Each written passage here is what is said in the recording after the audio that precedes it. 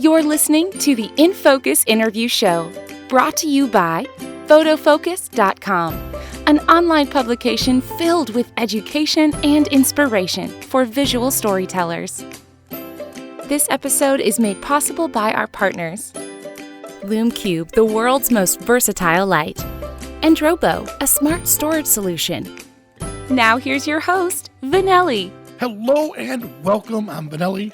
Now, my special guest here today is a photographer, educator, and a huge YouTube influencer. Please welcome Jared Polin. Hello, Jared. Hey, Vanelli, how you doing? Super good. Now, I just got done watching one of your YouTube videos. Can I cut you off, though, right away? Say again? I'm gonna cut you off right away. I don't know about that influencer thing. I know, like, there's influence because people want to hear what I have to say about camera gear and either like it or hate it, and they want to hear what I have to say no matter what. But I was doing this before the influencer game was a thing. Yes, okay, I agree. So it's hard to say what I am. Like, when I introduce myself, I'm a photographer who makes YouTube videos. Or sometimes, to make it easier, I make YouTube videos and they're like, "Oh, what about?" And I'm like, "Photography." But, in a short explanation, I just try to I try to say to the companies out there that try to classify me as press, I'm like, oh God, no. I get it. I get you want to have me at press events and stuff, but you have to understand that I'm a photographer first who so happens to review camera gear. Yeah, but here's the thing. When I say influencer, you've influenced so many people to want to continue with photography. So, and I know where you're coming from, because the word influencer nowadays could be a dirty word to where it's like, oh, okay. You're one of those people who are call yourself an influencer online because you have a lot of followers, but in reality, it's just they're hollow followers. In your case, you make a comment about something, and again, your attitude is, hey, look, I'm going to speak my mind. You may like it, you may not like it, and I think that's why people respect you and they listen to the things that you say. I mean, for over the years, I've done it. There are things I don't agree with, and there are things I do agree with, and you've always shot straight from the hip. Look, so I try to say it from a place of experience or a place of, look, I've tested this out. Here's my experience using it. Here are files for you to check it out to determine if you like it or not. I've gotten to a place where it's like, look, this is me using it. Every piece of camera gear is going to be fine in one way or another. There's pros and cons to everything. There's good lenses. I don't even know if there's bad lenses anymore. There's lenses that just do stuff. An 18 to 55 kit lens is going to be perfectly fine in bright daylight. You're going to get some fine results if you know what you're doing. And so I just keep trying to hammer home the understanding that this is about the fundamentals. If you understand the fundamentals and basics of photography, you can shoot with just about anything. As you start to progress and get better, you can pick up better gear, because better gear in the hands of somebody who knows what they're doing, they're going to get better results than somebody who doesn't have a clue what they're doing, getting the best gear possible. They're not going to get good results. It's the same thing. It's like you try to drive a Ferrari, but you don't know how to drive a Ferrari. You're not going to do well with it. You're not going to get the best out of it. So, I get tired of the gear game, but on YouTube, in these days, if I don't have something gear related in a title, or something that's shocking, or something that's going to grab people's attention, then people aren't watching. Yeah, it's a shame too. I mean, it's funny because I was going to use a Ferrari example, but I'll use a golfing example. So with Superfoot Wallace, he's a famous martial arts, and of course, Chuck Norris. So there was a celebrity golf tour, and they're giving out these golf clubs to everyone. Well, I ended up with a set of golf clubs, and Superfoot looked at me and goes, "What are you doing with those clubs?" I said, "Well, I'm golfing." And he starts laughing. He goes, "Vanelli, you're not that good of a golfer to golf with those clubs. Seriously, people are going to laugh at you." And it was, we did it as jesting, as a joke, but you're right with the chase for the camera gear. And like you said, I mean, any gear nowadays in the right hands of a photographer will be phenomenal. And with the professional photographers, you're putting in that high quality gear, well, then it takes it to a totally different level. Now, let's just back up for a moment, and let's begin where you started. So 10 years ago, congratulations, you're celebrating your 10th year anniversary. Yeah. How did you start? I made a video and I put it up. No, I started there's a couple of there's a couple of paths that it goes that influenced me to decide to make videos, and a couple years before I started making videos, I failed at making something in 2008. Was an attempt to make a video, and it's up on my channel as my channel trailer. The first 30 seconds of this retrospective of when I got to 1 million views is up on my channel, which shows you how horrible I was in 2008. But through 2008, 2009, which is before Frono's Photo, the name existed, I was starting to put up some content on jaredpolin.com about photography, just random stuff. And I could see that my analytics were going up a little bit. And occasionally I would figure out how to use a PC to make a video, which wasn't easy to ingest the video from a tape camcorder. Oh, yeah. And especially back then in 2009, 2008.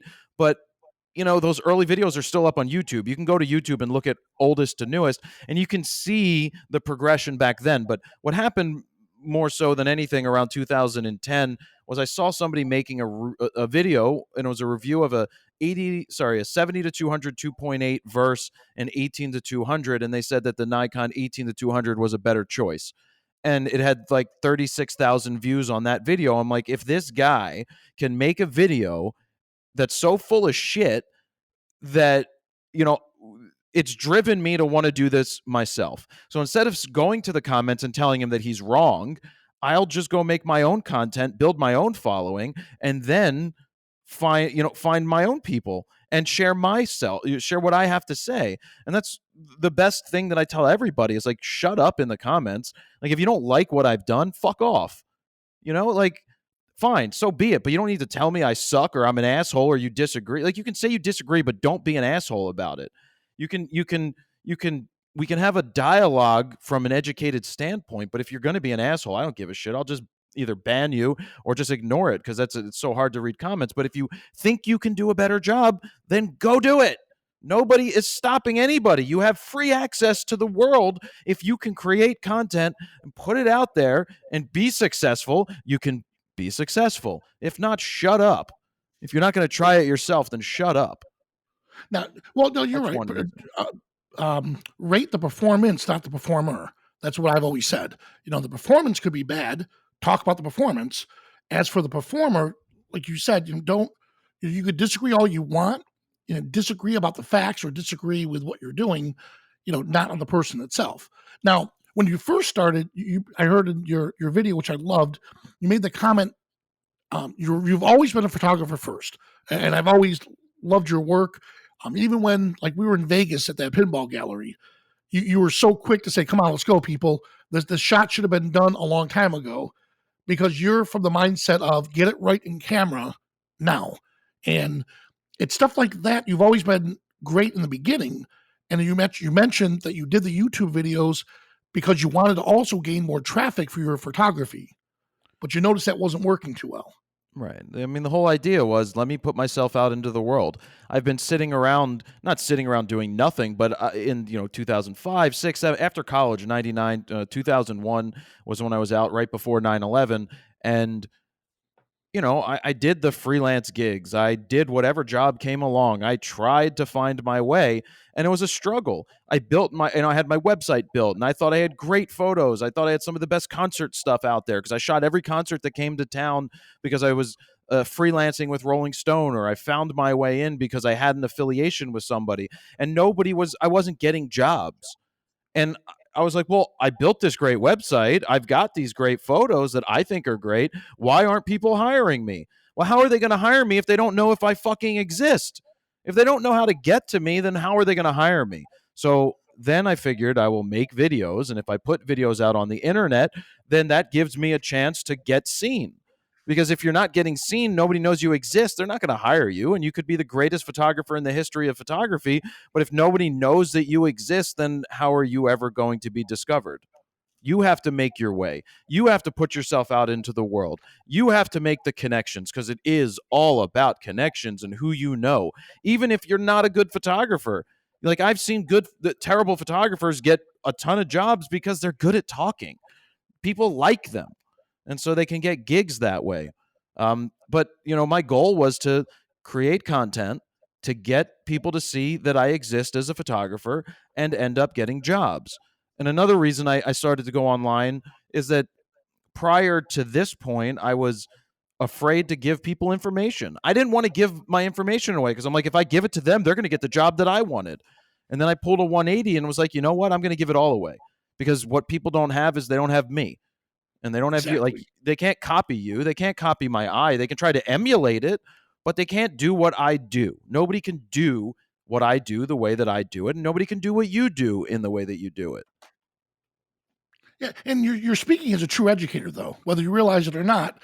I know you haven't gone down that path to become formally trained as an educator. They wouldn't hire me into my old school, my college, because I didn't have a teaching degree.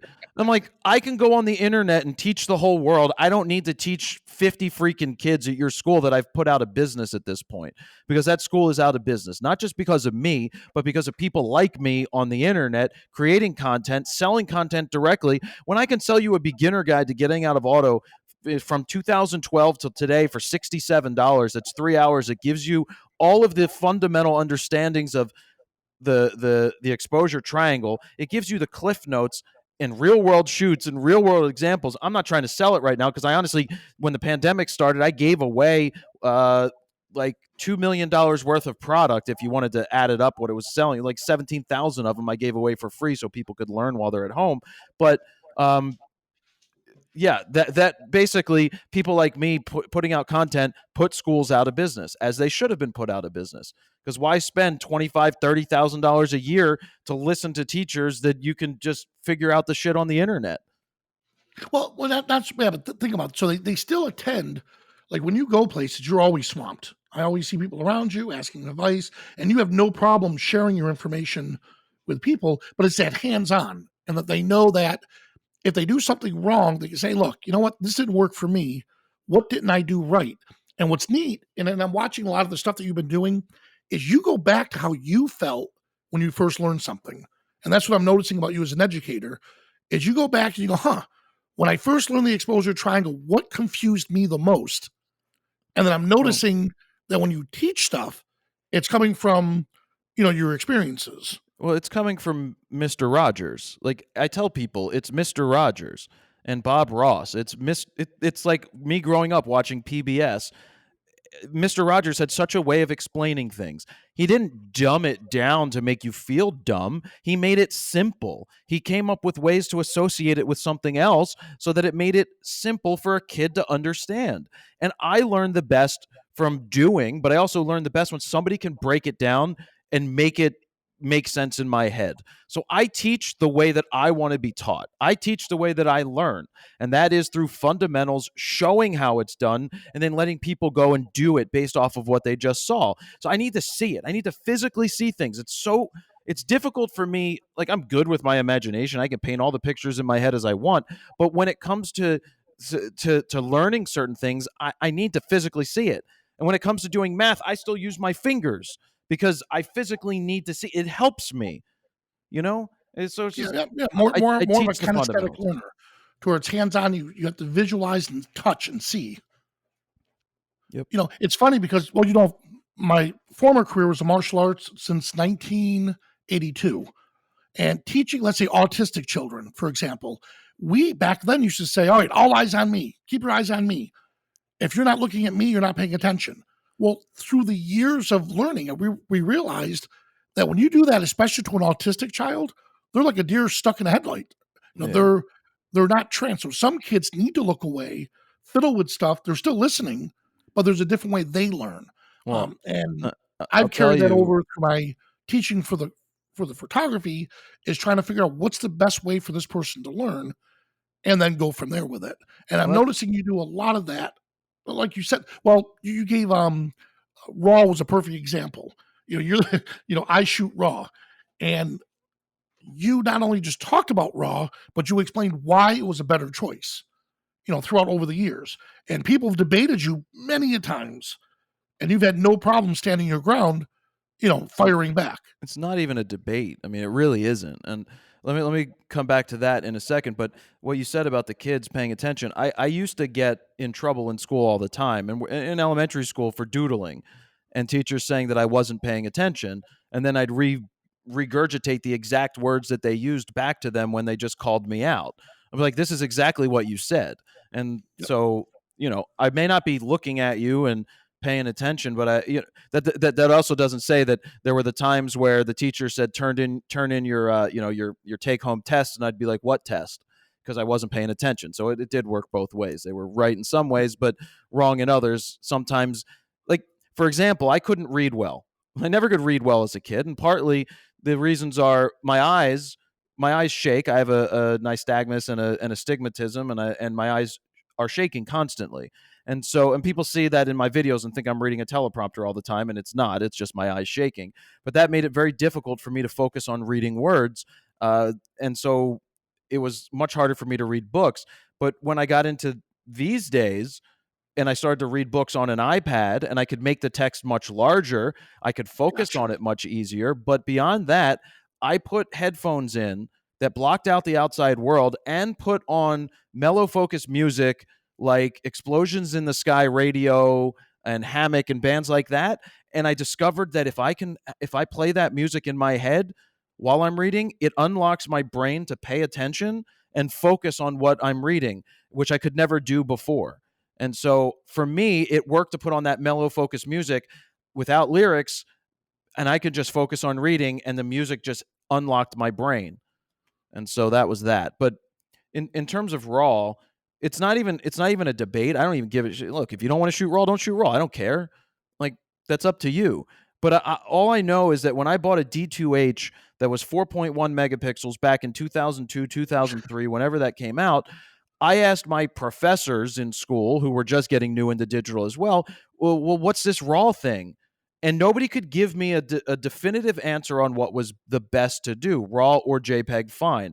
I mean, some people said TIFF, which was still stupid, but back in the day, I would shoot raw plus JPEG, fine, when I started, because something said, you know what? This is like having a negative, a raw file. I could always go back to it. I could always start fresh if I want to. Yes, it takes up more space, and I can only get 112 pictures on a 1 gigabyte card or whatever the hell it was.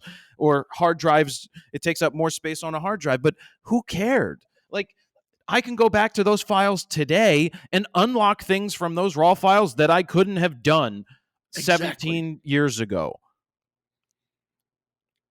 It's funny. It's funny. We went down the same path. I had the D2H too, D2H, and you're always yelling, "Stop spraying and praying."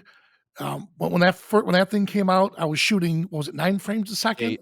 It was 8. It matched the D5, F5. Oh god! And I thought it was the coolest thing ever, just listening to the sound. But I must have thousands of photos of my son at his jogathon, and they're just laughing. That back then I was so excited that I could do the 8 frames a second that I wasn't really focusing on photography. Well, here's the misconception when I talk about spraying and praying, because people sit there and they're like, Jared, you just took 8 pictures in a row. Like, yeah, I did. There's a difference between spraying and praying because you're hoping you get something, or taking a bunch of rapid fire shots because some action is happening that you are trying to capture a specific way. And then these days you pick out the best of the best. It's not about shooting 50 shots in a row. It's about the burst of 3, 4, 5, 8 at this point, because when you're shooting like a 1DX Mark III in 20 frames a second, or you're shooting an A9 II, and I do those at 12 frames a second, you're doing these quick bursts, and it's about the burst so that you get that action you want to get.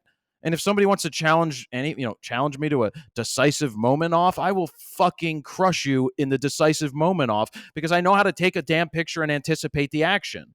Exactly. It's harder, but you need to. So I say this, because I switched to Sony less than a year ago, because Nikon, I love Nikon for the tones and the sharpness and the contrast and the clarity. The raw files are fantastic. The Z6, the Z7, I like those cameras. But for the style of stuff that I shoot, when I went on the road with Bertie Sanders, 3 days before I left, the Sony sent me a press unit that wasn't even out. Like, these cameras weren't out yet. They sent me a A7R4. And so I made the conscious decision. I was fighting the decision for 3 weeks. Should I take an A7R3? Should I take an A9? Should I take the Z6? Should I take the Z7? And then this thing showed up on my doorstep, and I'm like, should I take this? It's 61 megapixels. That's a lot. The high ISO isn't as good. But the main reason I decided to take the Sony is for the lock-on tracking and IAF. And what I tell people is, will this new technology allow me to capture something that I otherwise would have missed? And that's all I kept coming back to, that if I attempted to get something similar that I captured with this A7R4 with a Z6 or Z7, at the time they didn't have lock-on tracking or they didn't have the IAF in the Nikon, which has gotten okay. It's not great, but I would have missed many of an opportunity to get the shots that I got with the Sony. And I also tell people that I utilize the technology to the fullest extent. That's the point of technology. Just because in the 80s you shot a certain way, you shot manual, doesn't mean that you didn't grow and use the technology at your fingertips to help you get better images. And that's something that people need to remember, is you're not cheating if you're utilizing a technology that the camera has. And I tell people again that I will get more shots that I otherwise would have missed than getting bad shots because the technology didn't treat me well. Like, the technology missed. I won't miss because of the IAF. I will get more shots that are better because of the IAF than I would then if it screwed up. I wouldn't have gotten it if I didn't have it. So it always comes back to that for me. Yeah, well, that's great. But again, it also boils down to you as a photographer knowing your tools. And it's just like, again, putting a race car driver in an Indianapolis 500 car versus a Daytona 500 car. If the driver's used to driving one, having them switch over to another, they can easily do it a lot better than me, an amateur, can do. Because there's a lot of gear that's out there that people have that they're using 1/10 of the technology. And, and again, just a little bit of learning will go a long ways. But you're right. You choose the camera gear that's best for you. And nowadays, I can't think of any camera gear out there that's bad. Our phones, for God's sake. The quality of a smartphone photo seems to be a lot better than what we had in the past. Sure. So, but it's the photographer that can never be replaced. I've been shooting for 26 years, roughly, since I was 13. And, I was in auto through college. I didn't get out of auto until I got out of college. And the auto mode that I got out of was Running Man mode. And then I was in aperture priority for most of my life through high school and college at that point, because the aperture priority did all the work for me. But that ended up not being the right thing. I was doing a photo shoot for the Advana Championships. It was a tennis WTA, a Women's Tennis Association event, and it was indoors at Villanova University, and the lighting wasn't great. And I was in aperture priority taking photos, film, Fuji 800, Nikon D F5 at the time. And I was showing one of the AP photographers my shots because I went and got them processed so I could make sure I was doing everything right. And he said, well, what's your shutter speed? I'm like, well, I'm in aperture priority. And he goes, why? He goes, are the lights changing in this arena? No, they're not changing. He's like, so then if your light isn't changing, then why should your shutter speed change from picture to picture? Your light meter is being thrown off by the dark background. It's being thrown off by a light piece of clothing. It's being thrown off by a dark piece of clothing. So you should be at 1/400th of a second at f2.8, 800 ISO, because that's your film speed, and you will be fine. And from that point on, I was like, it was just a pivotal click in my head that went off that I'm in control. It was just that you need to take control and you need to understand that the light isn't changing. And if it's not changing, then why the hell would you allow the camera to change? And people fight me on this today. It's like going back to the whole auto ISO thing is the new thing to fight about. But I tell people, like, when I shot concerts, if I was in aperture priority and I'm shooting wide and the lights are full blast up above, I'm going to be at 1/2000th, 1/4000th of a second. Clearly, the image is going to show up too dark, and it's exposing just for the lights up above. So you take control of it. You have a digital camera in front of you. Take a fucking picture and look at it. Is the exposure right? You have the opportunity to, and nowadays with EVFs, you see it right in front of your eye. You see your exposure. You just need to understand the fundamentals and basics. If my shutter speed is too slow, then this is going to happen. If it gets dark, if the light goes down, what do I need to do? I could bump my ISO up higher to give me the equivalent of a faster ISO. I could open up my aperture if I can to let more light in. I can lower the shutter speed to let more light in. The equipment, like, don't get me tied up on the terms. You understand what I'm saying by let more light in, a longer exposure. But then you have to understand that if I slow my shutter speed down to 1/40th of a second and a subject is running across the field, then I'm not going to freeze them at that point. So I need to look at, can I let more light in from my aperture? No, I'm already at 2.8. Well, then I need to bump my ISO and go from there. Yeah, and don't you find, now, in the position you're in now, do you find that that's like second nature? It's like driving a car that's it's a stick beyond shift. Second nature. It's just there. For me, it's there, but it's 26 years of shooting. It's like I'm sorry, go on. People want to think that this shit's easy, just like they'll tell you YouTube's easy. But then they go and they try and make videos, and they make 4 videos and they quit because people didn't show up to watch their video. It's like, really? You tried for 4? Oh, I tried it for a month. I tried it for 6 months and I didn't do anything.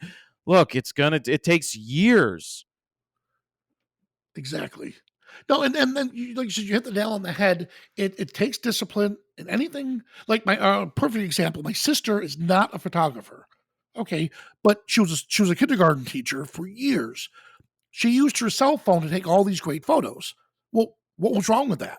She still was able to capture the moments, and I call those reference photos. That's a reference photo. It's not a perfect shot, but hey, it's better than not having one at all. Then once you start, now, if I were to teach her how to use a professional camera and get professional results, it's going to take her a lot longer. So in her case, that smartphone was a perfect choice for what she needed. Now, for you or I, if we got called in for the school advisory and says, hey, we want you two to do this whole photo shoot of our school, of course, we're not going to show up with a cell phone. You will have our pro photo, we'll have our professional gear, but we know how to handle each situation that comes to us. Low lighting, too much lighting, yellow lighting, but it takes time. And as long as people continue with that education, online, watching classes that you're doing, going online, taking classes, they're going to get the knowledge. But that's the whole key, is never stop. Now, Jared, my next question is, what's next after 10 years? Now, before you answer that question, let's take a moment and thank our partners. Lume Cube. Lume Cube is proudly known as the world's most versatile light. It's the smallest, lightest, most compact professional lighting solution on the market. Lume Cube represents the future of LED lighting and is a must-have for anyone looking to create better photos and video. Check out the new Lume Cube strobe, offering anti-collision lighting for drones at lumecube.com. Drobo. Drobo is a smart storage solution that protects photos, videos, and more from hard drive failure, giving peace of mind for the working pro or serious amateur who have a lot of external drives cluttering up their desktop. Save 10% at drobostore.com with the coupon code Photofocus. And we're back with photographer, educator, and I'll refrain from using the word influencer, Jared Polin. So, Jared, before the break, our question was, what's next after 10 years? Yeah, I don't really fully know what's next for 10 years. I mean, I have ideas where to go. And when I started Frono's Photo, I didn't have a plan. There was no business plan. There was just, I did something and I figured out the rest along the way. A lot of people want to know what was the plan. And the truth of the matter is there wasn't. but you have to figure out where you're going as you're getting there, and then have some goals to hit. I never really wrote goals. I've just have some thoughts and ideas of what I want to do. But, after 10 years of doing what I've done with YouTube, I want to make different type of content that goes beyond where YouTube is. I don't want to be somebody that's making a basic freaking video anymore. I don't want to do that. I want to have a Netflix style piece of content, an Amazon Prime style piece of content, something that is just better. It's something that tells a bigger and better story, and it's not chasing or trying to compete with other people on YouTube for the views, because that's vanity. The views are vanity, and I like them. Don't get me wrong. I want to get those views. I want 1 million views on every video, which doesn't happen.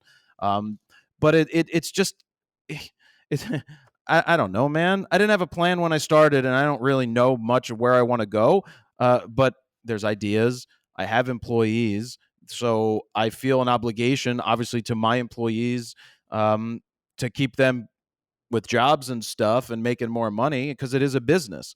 You need to continue on. And so I need to find that happy medium. And look, I was prepared to be the president's photographer if Bernie went on to the next step. Unfortunately, he didn't. And I was in, man. I was there, and it would have been a possibility.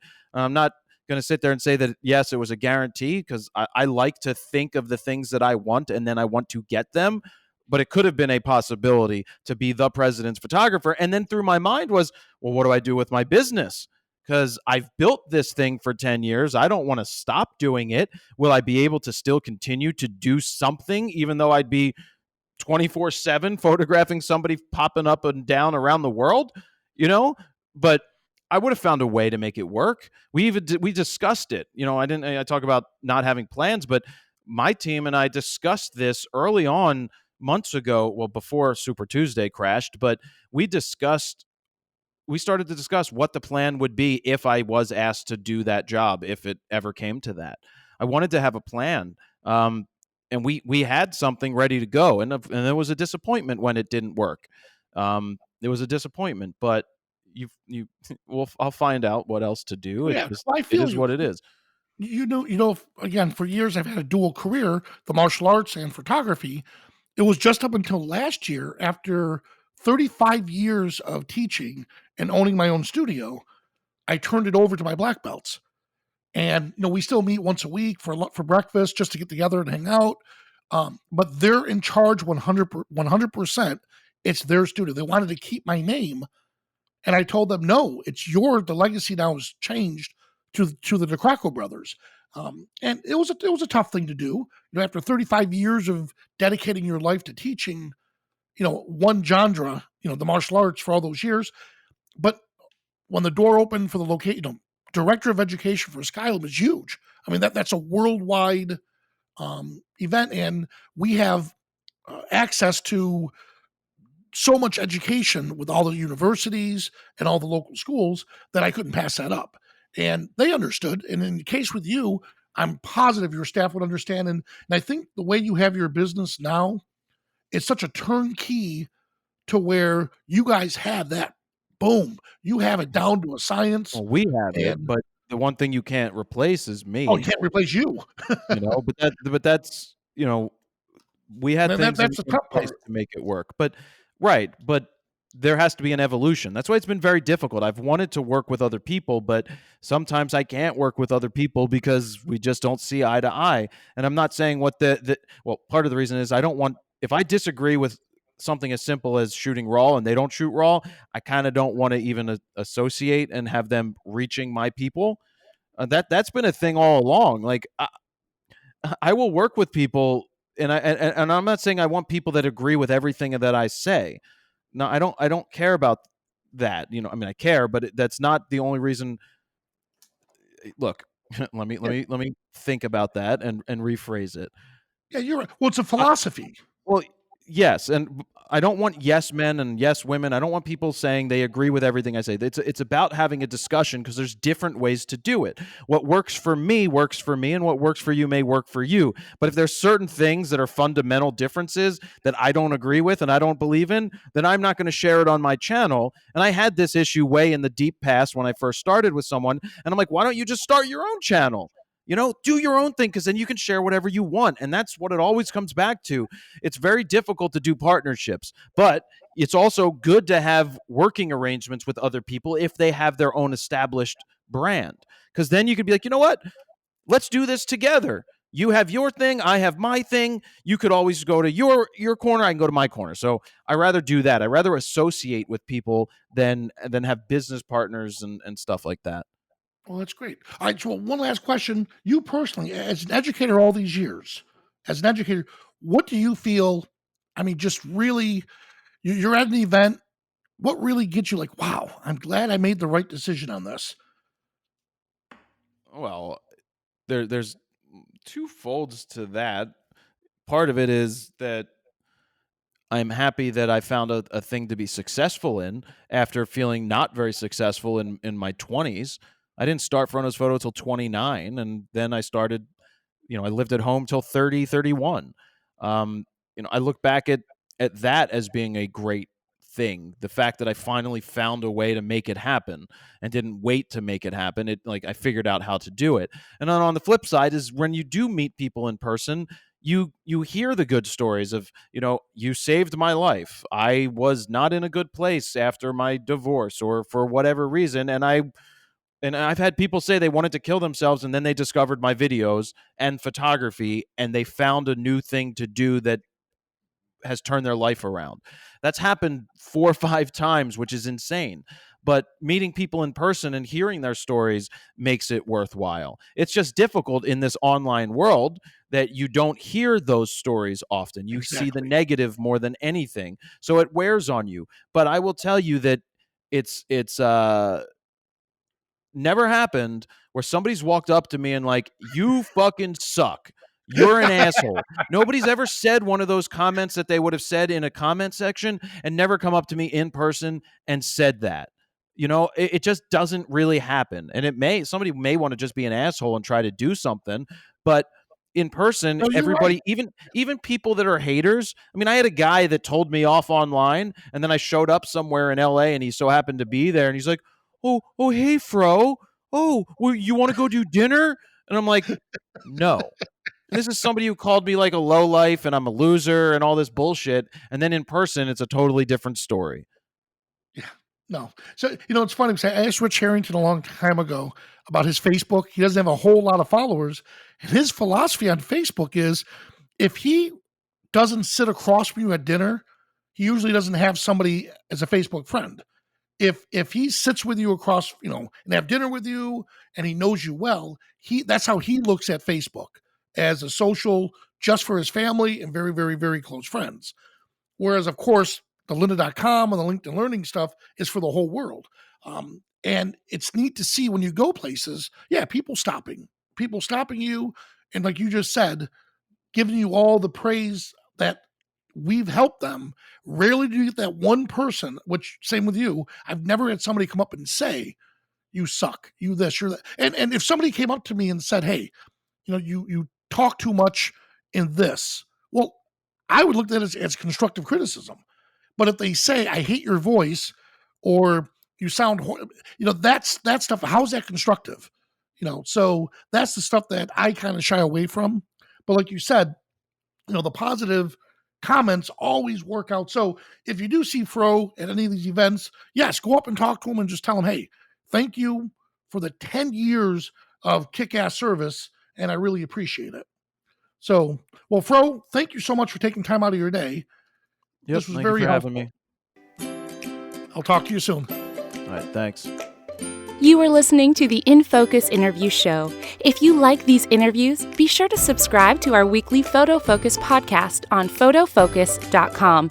Thank you for joining us.